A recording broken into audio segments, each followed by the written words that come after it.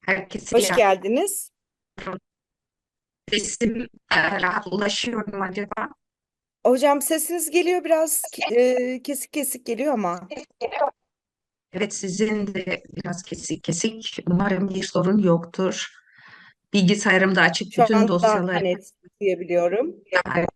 Çok güzel, çok güzel. Öncelikle sizin nezdinizde bu kongreyi düzenlemekte emeği geçen herkese çok teşekkür ediyorum. Katılımcılara da selamlarımı, sevgilerimi iletiyorum. Ee, istediğiniz zaman başlayabilirim. Çok teşekkürler Meral Hocam'dan. Şimdi çift dili çocuklarda öz düzenleme gelişimi konulu konuşmasını dinleyeceğiz. Meral Hocam buyurun. Evet, bir saniye paylaşmaya çalışayım. Tabii ki. Uh, Good evening, everyone. Today I'm going to talk about self-regulation development, specifically in bilingual children. First of all, I would like to talk about what is self-regulation. I cannot move the slides. Okay. Broadly, self-regulation refers to demonstrating control over learning actions, that is, all learning actions, and it is an active and constructive process through which learners can establish objectives, monitor their learning, regulate and control their cognition. These strategies are really very important, as Tuker Hocam just talked about AI and how like it may lead to laziness, etc. Having self-regulation strategies equips learners at any age with skills that are necessary to control, monitor, and actively engage in their learning. So the scope of self-regulation is really very wide. It has four main dimensions, and these are cognitive, metacognitive, affective, and social interactional strategies that can be used, executed in different learning situations. Self-regulation has been widely studied with adult learners, and there are lots of strategies determined within this scope. For cognitive processes, for example, elaboration, analysis, adaptation, reasoning, rehearsal, these are grouped under cognitive strategies. For effective strategies, they are mainly the ones that are used to regulate emotional, motivational, and attentional requirements within the learning situation. As for social interactional strategies, they generally deal with the sociocultural context as establishing relations, interactions with the immediate learning context. And we have also metacognitive strategies, which are really very important because they regulate and orchestrate all the other dimensions. Cognitive, affective, and social strategies, and they include organizing the environment, making it appropriate for learning, planning, and self-evaluation. With adults, the studies have demonstrated that it is highly beneficial and it leads to high positive outcomes. And similarly, in early childhood, self-regulation has been reported to have multiple positive outcomes like academic success at present and in later life, school readiness, which is really important for preschool children. They have enhanced language skills and they show higher levels of autonomy, along with improved psychological, physical health and higher levels of social competence. these strategies play a crucial role in later life. Today, here, I am going to present you partial findings of an ongoing research project, which focuses basically on self-regulation development in bilingual children. We just like limit our age to 5 years. It is the preschool years, and they are considered to be extremely important in later life success and well-being. So we focused on the impacts of bilingual experience on self-regulation development at this period. And for that purpose, we conducted a systematic review because first, we needed to compile the indicators that are present, executed by children under age 5.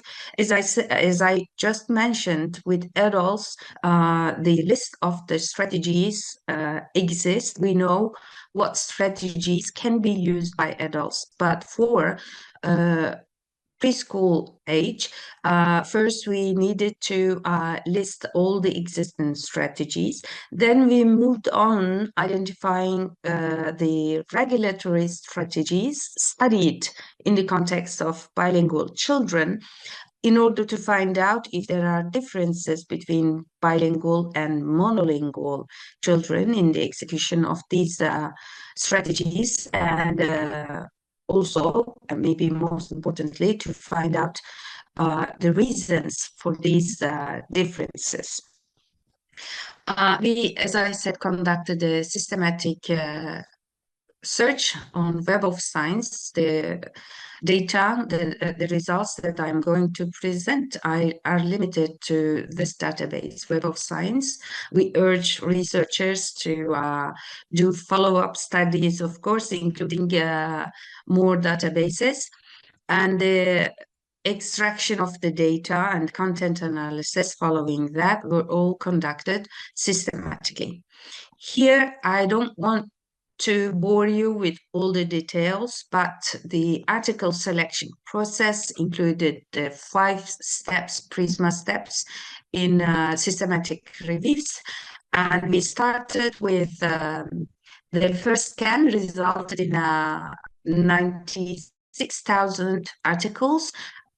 Through our inclusion criteria, we ended up 74 articles to be reviewed.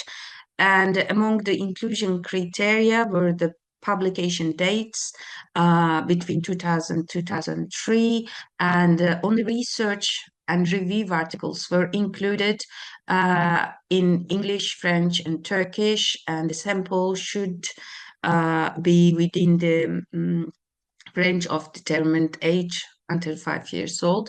And we excluded the studies that focus on not normally developing children's or when self-regulation used for behavior regulation of well-behaved children.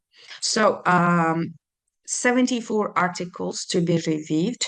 We reviewed them with 2 researchers separately, conducting all the reliability analysis, of course, and we ended up 18 strategy indicators for preschool children that are studied in these studies, and these were grouped under 4 domains: cognitive, metacognitive, affective, and socio-interaction. First, I want to introduce you what are these strategies quickly.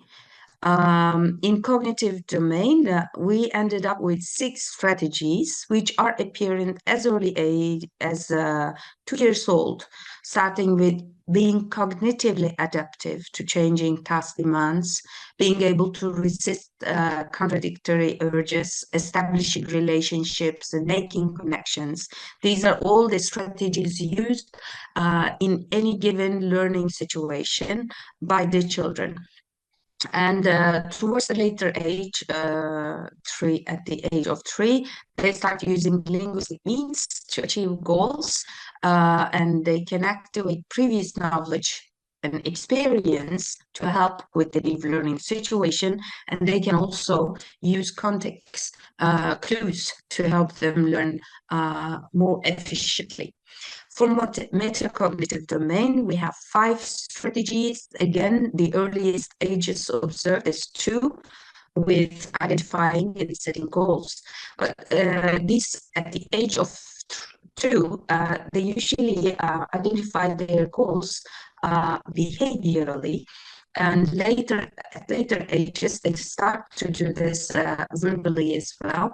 Persistence, planning, selecting and alternating strategies, self-evaluation are all observed to be executed by children until the age of 3.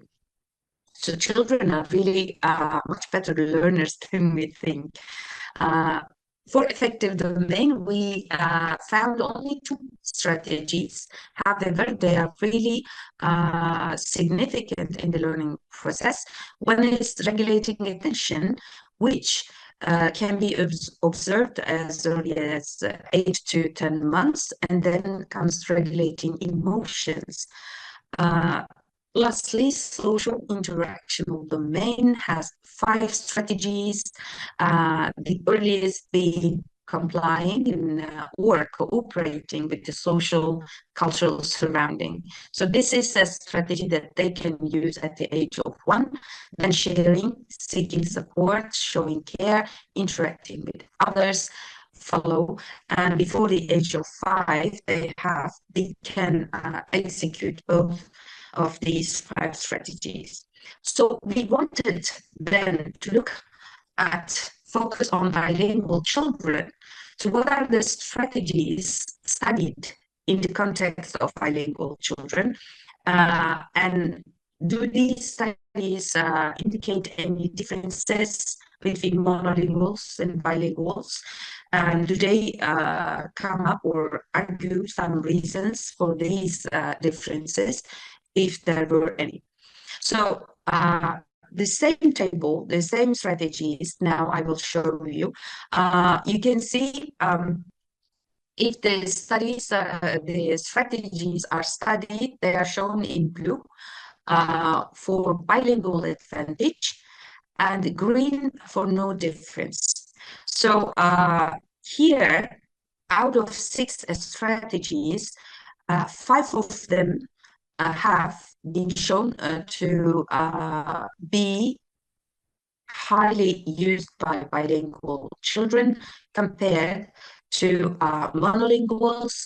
Only one strategy, activating previous knowledge or experience, have been studied by 4 different articles. 2 of them showed bilingual advantage, and 2 of them showed no difference.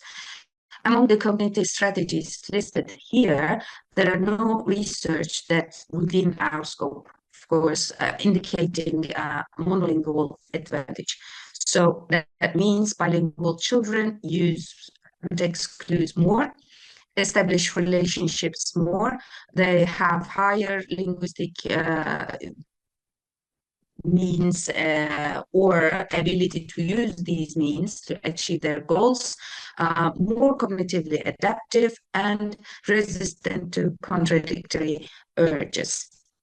When it comes to metacognitive strategies, here we see identifying or setting goals has not been studied because, as I said, it is difficult to observe clearly with children at this age if it is not executed verbally.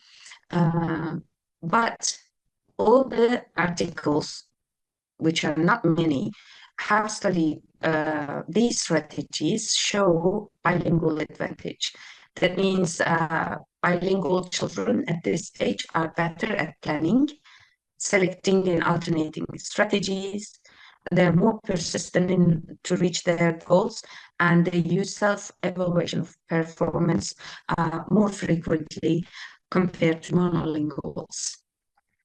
Regulating emotions have no studies have studied them in the context of bilingual children, but regulating attention has been widely studied, and the majority of the research indicates bilingual advantage. Again, there is no study that within our sample of articles indicating monolingual advantage.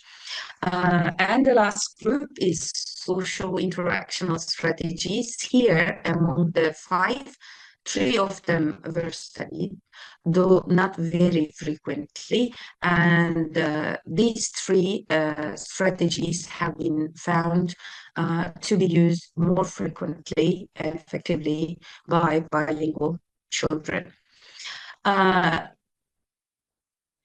So to sum the results so far, out of 74 articles we have reviewed, 59 of them indicate bilingual advantage, which is nearly 80%, and 15 articles, only 20% indicates no difference. No article, as I said, indicates any advantage for monolingual children.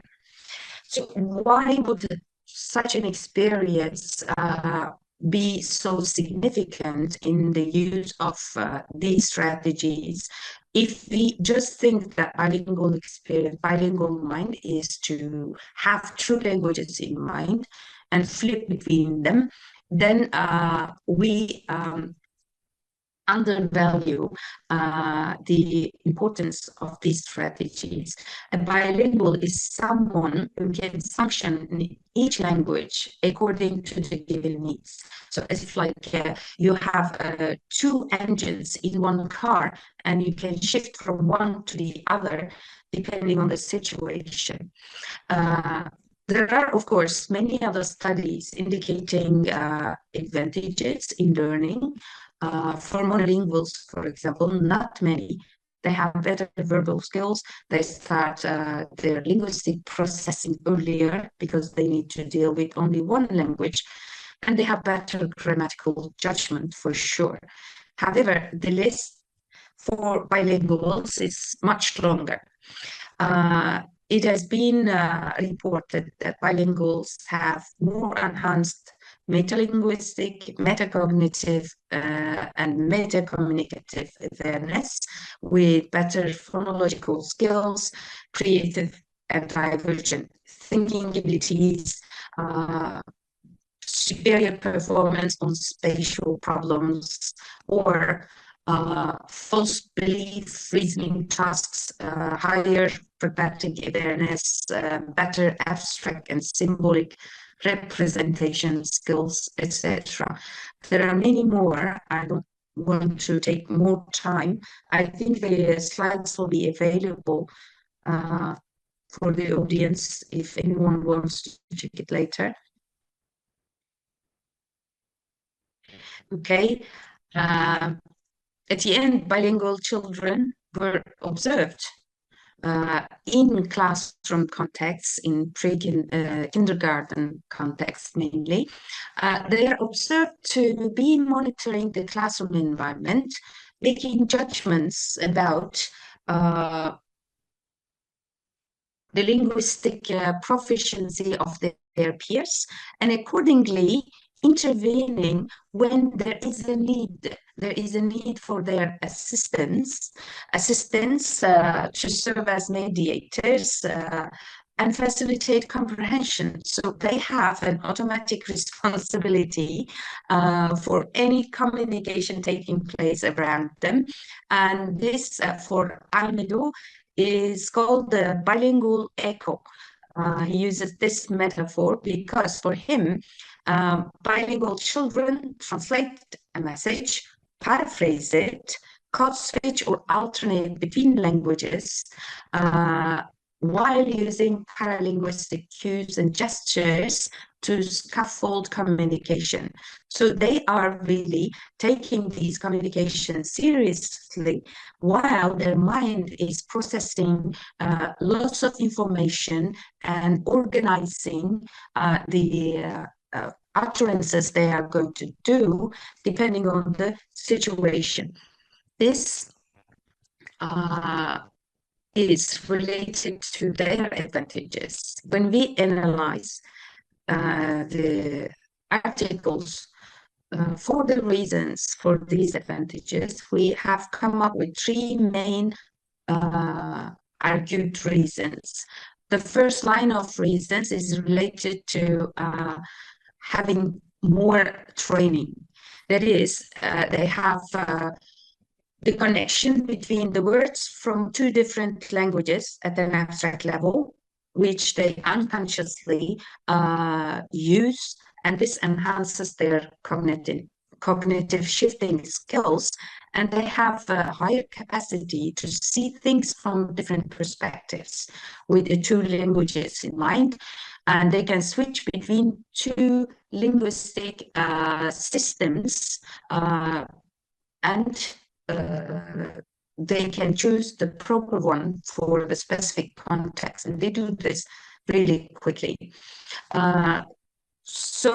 Because of this loaded continuous processing, they have a powerful form of brain training.